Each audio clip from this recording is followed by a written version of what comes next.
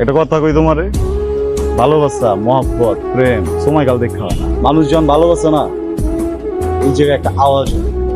আমার মনের ভিতরে তোমার জন্য পথ করে একটা আওয়াজ হয়, আমার কলিজাটা ফাইট হয়ে গেছে। তো তোমার পথ করে শব্দ হয়েছে, তুমি ডাক্তারের কাছে যাও, তোমার তো পেটে সমস্যা।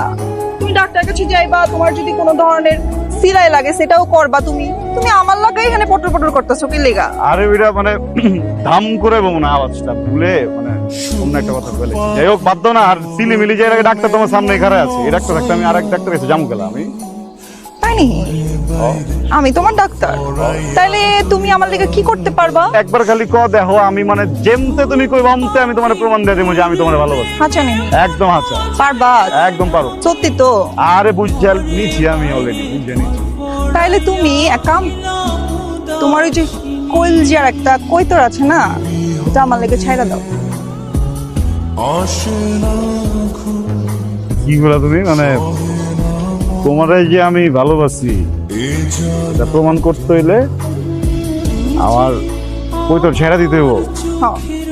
হ্যাঁ, তুমি আমার মাফ করে দাও। আমার আসলে ভুল হয়ে গেছে, ভুল মানুষের প্রেমে পড়ছি। ওটা কৈতর না, কলিজা, আমার আত্মা, সন্তান। একদিন হঠাৎ করে দেখি গাছের নিচে পড়ে ছিল, ওখান দিয়ে বাঁচাইছিল।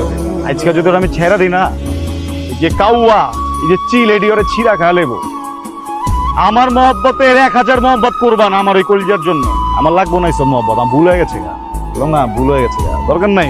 খাড়াও, কনগ্রাচুলেশনস। হাত মিলাও না কে? তুমি পেলাম পাস।